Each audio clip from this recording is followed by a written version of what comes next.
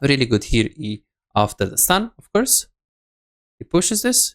And I like that he didn't make it obvious. Do you guys see that? The Zac is channeling his E. And pay attention to Kaliste. If Kaliste is like walking up like as a crazy man, like a psycho towards them, he's gonna make it too obvious. But now he clicks back intentionally, because when you click back, Kaisa will never think, Tariq will never think that Zac is, channeling his E from the brush when the AD carry is clicking back. So it's mind gaming, and we see multiple clicks behind, but at the same time, he's following at the perfect time, uses the E. I love it. What's going on, guys? Besides here, in today's video, we're gonna watch one of the best, if not the best, solo queue player at the moment on ADK3. This guy is playing for KC. His name is Kaliste. He's actually having a lot of accounts with high elo. Win rate is super good. This one is 789. This one is challenger 1.9k and 1.7k. He's been challenger for a few years, and he's actually in solo queue. He's one of the most disciplined, as far as I'm concerned, players of AD carry. He is super good as well in terms of how he approaches the game. His strategies is really smart, and in addition of that, he's also having a king mental. Let's take a look of this game and let's see how he plays the game. If you guys are the first time here, my name is Zais. I'm a League of Legends AD carry coach. If you're the first time here and you want to improve on AD carry 100%, make sure you subscribe to my channel. I coach people from bronze to challenger. And my biggest achievements were bronze to diamond in 7 months with a player that was bronze, and in a year and a half from gold 4 to grandmaster 750 LP. So these are my students and these are my achievements. So this is why you should watch this video and actually study with these tips that I'm going to give you in this video. So Kaliste is actually super good in terms of like how he drafts. I see a lot of times he's actually playing meta, and I think that playing meta is quite important if you are in high elo. Also in low elo it can matter, not that much, but I would always prefer to play meta unless, I'm the kind of player that I enjoy playing, a champion that is not in the meta, like a Kog'Maw. But yeah, always if I can, I will definitely recommend you to play meta, no matter what elo you are. He picked Jinx. It's Jinx, Ziggs, Jhin. These are like the best AD carries in this patch, so he does have a Zac support, decent setup, and he saw an Ivern here. Also, the Xante Udyr is not really that scary for him to pick Jinx. Of course, if it was like a Blitzcrank Ornn kind of deal here with 0 peel and 0 CC in this composition, I wouldn't say he would pick it like that. Now, he doesn't really need fleet, so he goes for PTA. He probably goes for Alacrity because he wants to go for the Collector build.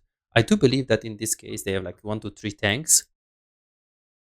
So what this is going to mean is that he's probably going to play with crit build. He could. I also saw he actually gets per level HP, which not many challenger players actually do it. If I want to be honest with you, like 95% of them, from what research I did, they get flat HP, and it makes total sense because it's just a solo queue environment when a lot of people play aggressive.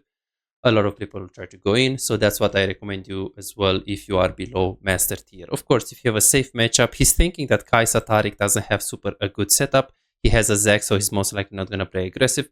Their jungle is Udyr into Ivern, so there is no volatility. There is nothing really that is going to force him to fight early on, because the synergy on support AD carry is weak, the synergy on his support and AD carry is weak, and also the volatility in the jungle is very low, so therefore he actually chooses to go for HP per level. I do not recommend you to do that if you're below master. I think that below master, everyone's going to fight, even if they have a safe champions, it's going to be a big fiesta. And even for solo queue, I personally prefer per level, even if I play master or above master tier. But yes, there are challenger players that they actually think about all of these things. They think about how likely it is for them to fight. They think about the jungle matchup. And if the threat is actually low, they go per level. And what I like about Kaliste is a lot of times he goes in champion select and he asks his support, what support do you play, sir? Like he just asks this because he just wants to kind of have a synergy with him. It's not a must thing, but it's always like, if I want to play Kaisa, I ask him. So if I see he wants to play Janna, maybe I will consider changing my champion. If he plays something like Alistar or Nautilus, then I'm going to go Kaisa. So I'll always try, if possible, to play meta. And if possible, to ask my support before the game starts in the champion select, hey man, what do you play? And then I adapt on what he plays. And again, I don't recommend you to tell him, can you play engage? Can you play this? I wouldn't recommend you that in low elo. In high elo, it's fine, but in low elo, not really, because people who just first time Ali start thinking that, oh, but it's easy. Are you having trouble converting your early game advantages into wins? Feel like your damage output is lower than it should be and you feel like you're putting in the work but you're not seeing really the results? My name is Bizais, with a track record of coaching over 3,659 players with ranks between Iron and Challenger. Here is what I've accomplished with my client. Right here you can see Silver 1 to Emerald 4 in 1 month time with 1 coaching session. This guy right here got to Grandmaster in NA after when the first coaching session we've done, he was hard stuck in Diamond 2. Alex right here, he was Gold 4 1 year and a half ago and he got to Grandmaster 800 LPP after the coaching session. Here is his master account after just being a gold player a year and a half ago. This is what the coaching session can do to your gameplay. And here is something that you might find inspiring. I've personally climbed from Iron to Diamond with dealing with 200 ping. Now I'll actually get Master Tier with 200 ping on this account that you're gonna see right now. As you can see right here, this is Emerald 1 with very decent win rates on some of the champions, and I'm playing pretty well in high Emerald to low Diamond. And I actually play Ezreal as well, as you guys can see right here, and I'm not really scared. If I can achieve this against high Emerald players and low Diamonds playing with such a huge handicap, 200 ping Ezreal, imagine what we can accomplish together with you playing under optimal conditions. Are you ready to see the real progress that you can do? Go to bizais.com and book your coaching session now. Let's improve and get better together. I can do it. So yeah, thinking about the game. They don't leash. Kai'Sa versus Jinx, they should zone really hard here. So he's going to try to get prio, but he's just mainly going to look to zone, not even get the push super easy. Just because he has the push by default. Since Jinx is a really OP level 1 with the range and with the wave clear she has. As you can see, she's only zoning right here. He's not actually trying to push really easy. Like he tried to get a few minions, like auto attacks on the minions, so he maintains prio, but once he gets it, we can see that he's walking up. And Taric is really OP into a melee range champion on support, but in this case, since Jinx is a super broken champion level 1, in terms of getting the push, he is just contesting it really well. And I like how he plays with the range. He goes W. He could also go E level 2 if he thinks Zac is gonna go in, but most likely he's not. Really beautiful dodges. I really like I think he has a pretty fast DPI from what I can see. He's moving his click. I would assume that it's minimum 1.5, if not more. He does have the super light too, which is a 60 grams mouse. So sometimes like a very heavy mouse, like for example, Chovy plays with like a very old Logitech mouse, and it's like heavier. So his DPI is actually a lot higher because the weight of the mouse is a lot higher as well. So when you look at the DPI and the sensitivity, you also need to look at that, the weight of the mouse, and obviously the mouse pad. Okay, so now he gets pushed. It's really simple. What he tries to do, he tries to get the push. He doesn't know where is the jungle. It's 302. Remember that after 320, he's gonna get ganked. Zac is pinging assistance, so we don't see the minimap right now, but I'm pretty sure Ivern is patting to bot. There is no reason to pat to Smolder. I'm pretty sure the enemy jungle is right here, and Ivern is also getting pinged to counter gank here. They know they win 3v3 because they have the chambers of the Jinx. Taric is super weak in terms of the setup, and they win.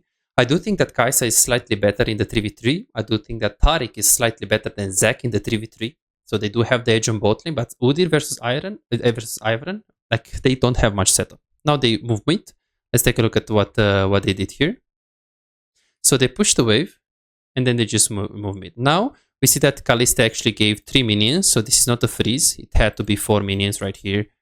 Just only with 3 minions, those 3 casters, they can't freeze. Therefore, Kaliste knows that this is slow pushing into him. Therefore, he just has like a 20 seconds opening to go mid lane. Then they go forward. They know that they're just going to fight mid lane. They go a bit to mid lane. They see the Ahri is low. So he knows that he's going to reliably do something there. Otherwise, he wouldn't follow. He knows that he has the edge there. As he's going mid lane, we can see that he's actually paying attention to the bot lane wave, something that I see a lot of challenger players do. As he's leaving, he wants to know, is he still slow pushing with the Kai'Sa and last hitting? Is he fast pushing? What is he doing? And I love it. And then he's going to go. Now, the moment he realizes, okay, this fight is over. I'm not going to get it in time. Kai'Sa is about to crush the wave as well. Let me just go back to bot lane. I hovered. It was a good attention. But now I'm going to go back to bot lane. I really like what he did here. Super good opening. Now he does have a freeze. He just needs to punish them. Thin the wave a bit. That's it. And now walk up hit the Tariq, back off, be careful of his E. And they're a bit screwed. You can see that they warded because they don't know where is the Ivern right here. And they have the wave in a very bad position. Ivern is pinging because he's actually seeing this wave state. And right now, Kaliste is like gonna walk up. He does E first, which is really interesting. Did you guys see that? So usually I would start with E immediately. E is more important than W. W is a slow, E is a root. Just E, just E, just E. The reason why he didn't E is because he knows Tariq is gonna flash out. And the jump of the Zac doesn't have so much CC. And if he flashes out right here, also Zac is gonna have a very hard time to use his Q on 2 people. Like now, Zac is close to the minions. So it's better for him to actually W first because he wants to wait his flash out. And right now, because he knows that Zac is going to knock him up and he's stunned, he's going to be rooted. He's going to be like, okay, not rooted. He's going to be, yes, he's going to be rooted. He actually puts the jumpers in front of him because he knows that the Zac is going to pull him into the jumper. So he didn't start with the E like usually because he knew that Tariq might have the chance to flash. He waited the CC to hit, or he waited the flash of Tariq to first, go and then just use the jumpers after. Now he's taking the kill. He needs to push this wave and recall. He does have enough gold for the item, so there is no reason for him to slow push right here. He's pinging his jungle to push, paying attention to the river. So this is good. He can't really do much on the river. He pings Ivern to push this, uses his long gun to push this. Really, really nice. Right now he Ws. He knows that he can't really kill. This is what I like from him, right? And a lot of people will not understand this. Like, you need to be a bit selfish on AD carry. Not totally. Like right here, you need to push and recall. You have so much gold. You have BF and you have a kill. Look at this. He hits the Q and another player would like go crazy about this. But the reality is that Zac can't really jump in here because it's too deep. Kai'Sa has sums, so it's like better to leave. Of course, if the Zac jumps, Kaliste is still going to follow, so he's going to adapt. But he has a very consistent, stable playstyle. He follows his teammates if they are like in big shit, if they are super committed. But he has a playstyle where if the play is not good, he discourages it. He stays around his teammates, but he's not committing, you know? And this is what I like. We see BF sort here. I'm going to assume he's going to go for the new collector build. It's interesting that he actually places the word at the very edge here, and he doesn't actually put it here. Because if you put it here, they can actually take it from over the wall. But I would suppose that he's putting here just because he wants this value more than a little bit less value and them being able to get the pink word in a harder way. And now I don't think he's going to push. Kai'Sa is on her way. Tariq is mid lane. He can't crush this in time. So Kai'Sa is going to come. She will W the cannon. I hope Kaliste is going to not autopilot. He's going to tank the W of the Kai'Sa. And now he's starting to push. So right here, he probably thinks that Tariq is low HP, exactly. So he wants to crush now. Obviously, in an ideal world, if Tariq is full HP here, you can still keep slow pushing. So you can make 3 waves.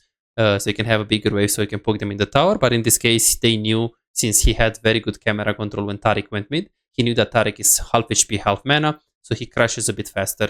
And I would also suppose that he crashes here because Ivern is top.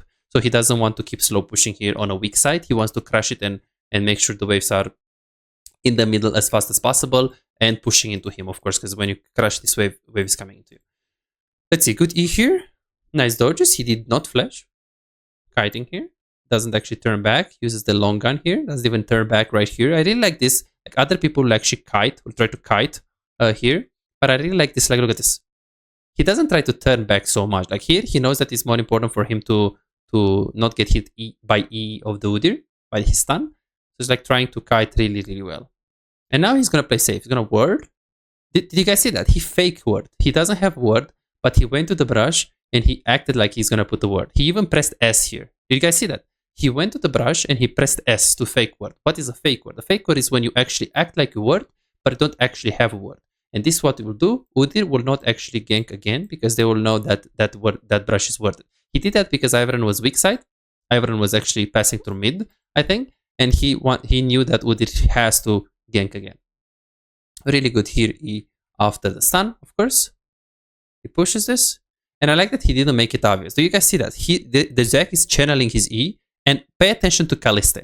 If Kaliste is like walking up like as a crazy man, like a psycho towards them, he's gonna make it too obvious. But now he clicks back intentionally because when you click back, Kai'Sa will never think, Tariq will never think that Zac is, channeling his E from the brush when the AD carry is clicking back. So it's mind gaming, and we see multiple clicks behind, but at the same time he's following at the perfect time, uses the E. I love it. I love it. And most of the people, if they watch this replay, I don't think they will see that. I don't think they will see the fake word. I don't think they will see this thing. So this is why I recommend you to watch more videos um, with someone explaining what the pro players do rather than you watching the pro players. Just because you might not be able to grasp everything, but yes, I'm definitely nice. I'm definitely like I recommend you to watch pro players if you want to learn, and if you want to learn even faster, and you feel like you're stuck or you don't know how to learn, or you simply feel like you know a lot but you can't apply it in the game, then I do recommend you coaching session. Coaching session is absolutely amazing, and it will make your gameplay much better than you can do by yourself, because there are just some things that you might not know, you might not see from watching a pro player or watching over your own reviews, watching your games. It's very hard to spot the mistakes. Some people can spot them, some people are not able to spot the mistakes, some people spot the mistakes but they keep doing them. So that's why coach is always welcome if you truly want to improve. Okay, so now he goes back to the lane. Let's see what Kaliste is going to do. She's obviously going to crush the wave before recalling. In this case, she could also match the tempo and recall immediately, but in that case, the wave position was pretty bad. It's here. It's anyway slow pushing into them, and the Kai'Sa knows that Jinx already recalled, so he can't match tempo or recall here. He just pushes the wave, but what this means is that she just recalled. So what does it mean? That means Jinx is going to fast push this. This is a non-cannon wave. He has enough time to fast push this and actually either go for vision, which he doesn't because he sees static mid, or just go for a plate. The reason why he fast pushed this one is because, one, he knew that Kai'Sa just recalled, and he exactly knows the position of the Kai'Sa is between the Fountain Tower and the Inhibitor. Therefore, he can push this very fast. Another variable that Kaliste is thinking here is the kind of minion wave that it is. If it was a cannon wave, he would actually consider twice to push, because he wouldn't be able to push it in time, so he would just keep it there. So this is a good play for Kaliste. He had information on the Taric, and he pushed it based on the time that Kai'Sa had to spend in base. He knew all of these things, and he actually played around all of this. All of this is thoughtful. If he gets played there, but then he dies or he gets chunked, it's never worth it. Let's see what he's gonna do right here. I feel like his clicking is like really fast and really nice. It's like really good mechanically. Fortunately, he actually misses his E. I think he was a bit rushing with that, and now I think this is actually his bad right here. He tried to E before because that's like a tight spot, so if you hit the E, then Zac and Ivern can hit the stuff. But I think that I would personally just wait a little bit, wait Ivern to Q, wait the Zac to E, and then just use the chumpers like now, because now it's like just a bit hard. I don't think they lose this, if I want to be honest. Yeah. Let's see.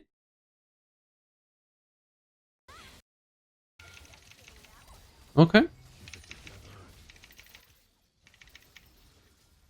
Ooh, he wins. Barrier. Okay. He actually took a lot of tower shots for no reason, in my opinion. Like here, right here, he actually kited a bit too close. He's pressing so many keys, you can hear his keyboard. Push the wave recall here. Doesn't know where is the enemy jungle. Going to the third brush here, I think. See? Okay, this means he knows where is the jungle if he stays here. He's gonna go in a position where Kai'Sa can't see, because Kai'Sa is probably gonna just W here or into the brush if she's smart. She probably just forgot about it. It's weird because it's challenger, so people should always do it. And now Kai'Sa is just gonna recall. This is a match tempo recall. She knows she can't push the cannon wave in time, and she knows that the Drake is up. It's much better for her to just recall instantly with Kai'Sa. For tempo. Because otherwise it would be free Drake for Jinx. Because you push the wave as Kai'Sa, you recall, but Jinx is gonna be first in the lane and they can go Drake. And especially with Udyr top lane from Kai'Sa, then that would be a bad play. So when you recall, you need to, ideally you need to look at your gold and look at your wave. If it's in a good position. So her gold was most likely like perfect from Kai'Sa, and the wave was in a neutral position. So that's why he recalled. Obviously, if you can get like a BF sword or something huge, it's much better to just push the wave and recall, even though you lose a bit of tempo, especially for low elo. But in high elo, tempo is like super important. Like if you play like Grandmaster plus, tempo and being with your team is important. In low elo, usually you want to play for your items, because if you get your items, you can carry later on. I really like this. Like, look at this. So he's pushing, he's poking. Like, this is so crazy. Look. 1, back off, 2, back off W, 3, back off. Holy. That's like just really good. And then he looks at Drake, they do it. And then now, the reason why he doesn't move is because they have prior mid, first of all. Second of all, they are like really under pressure on bot lane. He has Daisy. They have vision here. So there are so many things that, you know, tells him don't move. But obviously, if he doesn't have vision and the chance of the enemy team like following there is high, obviously he will just follow. And then now, guess what? He takes the plate. And then he immediately moves. Why? It's because the chances of them, the enemy team contesting this is high. So he looks at Ari is there. He's fighting. And from my understanding, he's probably just going to pat a bit, maybe double the Drake for the alacrity stack, exactly, and then just get the plant and go back to the lane. Remember that you get the bloodline or alacrity stack if you hit the objective, well, of course, and then if it's taken. Okay, let's see. QW doesn't owl. Like, he didn't ulti immediately there, which I like, because we don't know where Taric is gonna go. He could have ulted now, but Taric can dodge up. But the thing is, he waited and he ults now when the guy is there. There is no way he's gonna dodge, right? Unfortunately, he didn't get a kill here, which is a bit mad about it, but a kill is a kill. I really don't like how he plays around the tower range, but maybe he's not warmed up. I feel like warming up on AD carry is like really, really, really important. It's like he's tanking a lot of tower shots. Really good. Take the tower, then move top or move mid. If you're in low elo, you should never move top on AD carry. Almost never. Because you need jungle and support to play with you. So now he's probably gonna move mid. He can also go top because he has like Ivan that is playing around him. This guy is pretty strong, so I wouldn't recommend it, but he can. I think he's just gonna go mid and now they play 1-3-1. Yeah, let's see what. And I like that Kaliste is like typing a lot, so much. Like, look. He say we play, and he means like we're gonna contest the Herald. And I wouldn't say that AD carry should contest the Herald if you don't get the tower or if you don't have huge tempo advantage. Like, if you're below Master, I would probably like never contest the Herald. It's more important to play for your lane. If you're above Master tier and you have tempo advantage on enemy AD carry, or you simply got the enemy tower, then yes, you can always, you know, stay like contest the Herald or like the Voidlings. I wouldn't say it's something that I would recommend for low elo players, because if you go top and, you know, you mess up and or your teammates die or your jungle is like recalling or all of this kind of stuff that can happen in low elo, then you will just lose so much bot lane and you will be like so under level. Fight. So what is in the team fight? What do we need to respect? So it's Ahri Charm, Xante ulti, Kai'Sa W, Taric E, and then Kai'Sa can also like take the Taric E with her. So let's see. Takes one. Backs off. Uses the E. W's. Dodges the charm. Backs off. Gets one auto attack. Runs away. Gets back to mid lane. Wei doesn't have TP and she stays bot lane when we're contesting Herald. That's reportable, but can happen since it's SoloQ. No problem. Yeah, she has no TP on Wei and she's going bot. Maybe a bit autopilot, maybe autofill. It can happen to anyone, really. You guys see that he didn't even follow the Zac, because he knows that engaging into Taric Ahri might result into Jinx burning flash, so he doesn't even follow here. I would personally just ping him, because other people will just go there, especially if you're in low elo. I'm sure he had so many Nautilus players like going in when you're like, oh, why is he going in, kind of thing. A ping can always be nice. Ooh, did he just RW or did he WR? Let's see.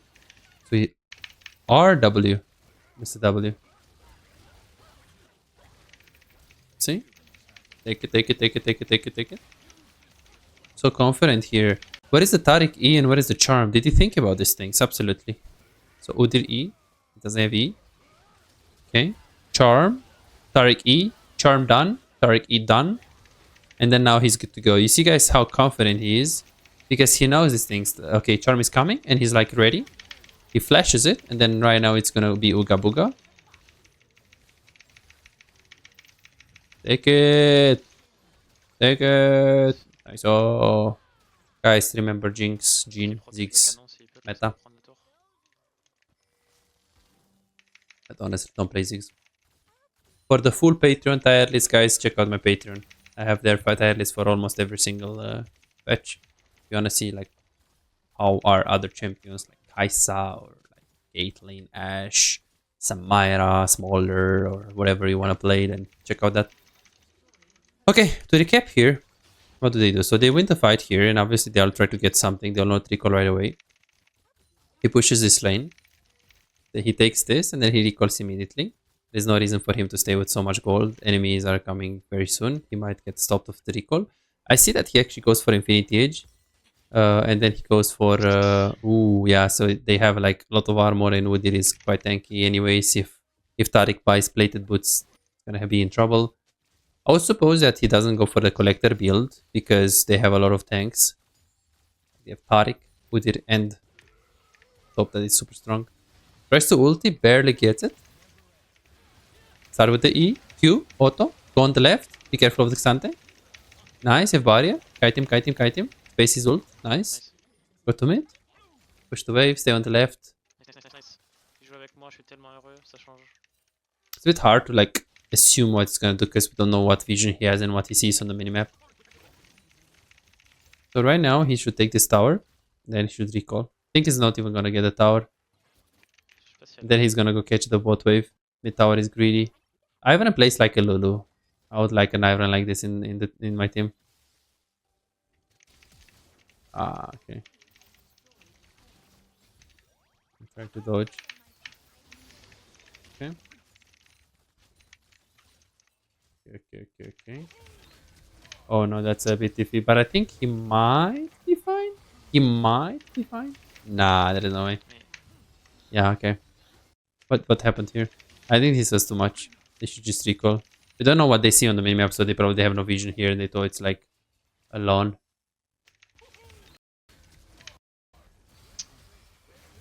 Yeah, he has 2k gold. He should be called. So I guess he's gonna go what? Mortal Reminder into Hurricane. Yeah. Okay. Almost a throw though. They have Smolder. Okay, that's not good. Smolder is so bad in this meta now. I mean, maybe into Xante is not really that bad. Okay, what is he gonna do? He's gonna go mid to catch the wave. He doesn't really go bot. He ults. Zoop. Okay, close. That was really close. Let's see, he goes mid. He ignores bot because it's too far from him.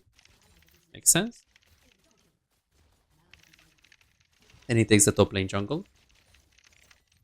Guys, if you have any preference on who should I watch next, then let me know. I want to watch someone that has the minimap so we can actually see a lot of like thought process. Here he's probably just talking about like, why are you fighting? I'm taking jungle top lane and I'm mid lane. Just play around me. Like, don't fight bot lane. Just play safe there.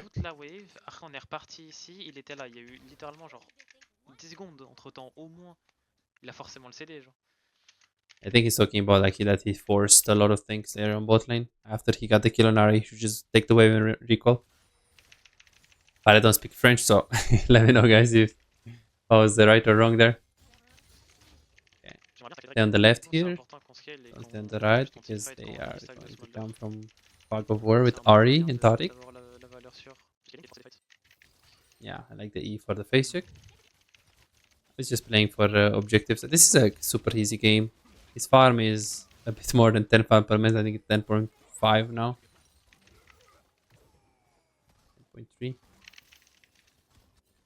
And he's playing like really aggressive. He's playing around his teammates. His positioning is very good. And what I like about him is that he doesn't really take a lot of risks.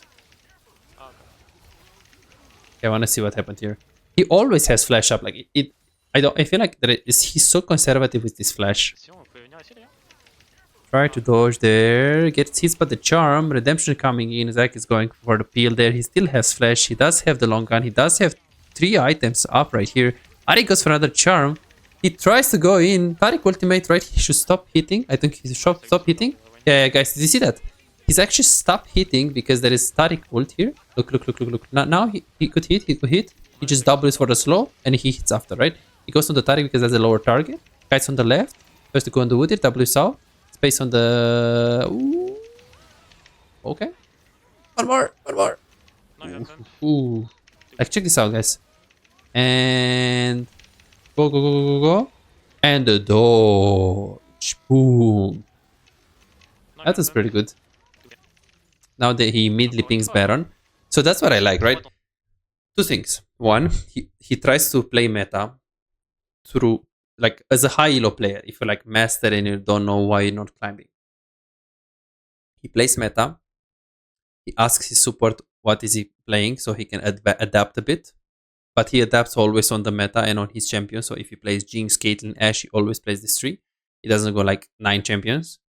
So he's not too adaptable, but he's trying to ask his support. Then he also pings his teammates. Like he's, telling them what to do in a way that he's not very forceful. Like he doesn't force them. But at the same time, he pings them quite nice. And I like that he conserves his flash and he doesn't take many risks. Other than that, obviously, he's like an amazing mechanical player. And I feel like his power of adaptability is really high as well. Like he's always adaptable to the meta, which is always good for a pro player, for like a high-elo player. So this is what I like at Kaliste. And yeah, there are lots of things that are impressive. First guy, I really, really like how he plays. And now he actually goes for the Hex Drinker. So I guess he's thinking, hey, I can get more damage. I have Ivern, but how can I give them absolutely zero chances to win this game? Because I'm so strong, I do so much damage.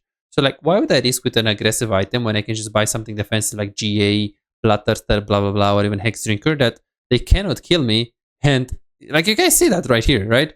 Imagine he has more damage. He dies faster. And look, he actually, because of the Hex Drinker, he got a little bit more damage. He got 2 more attacks, but look, this is actually huge. In that case, 2 attacks is like huge. And it just wins the game. It is really that easy. So, guys, thanks so much for watching. Let me know if you like this kind of content. Let me know what kind of guy you want me to watch next. And obviously, guys, if you didn't check coaching session, guys, check out my coaching session for sure. It's absolutely amazing. So many people, more than 3,000 people actually book coaching session from all over the world. And you guys can see here, this guy was gold, for example, player when he first booked coaching session. So if you guys truly want to improve, definitely get coaching. Go ahead to Bizarre.com and book coaching. She was gold 1, then she was D4 after like 2 months of coaching. Awesome. Thanks so much, guys, for watching, and hope to see you in the next video. Bye bye.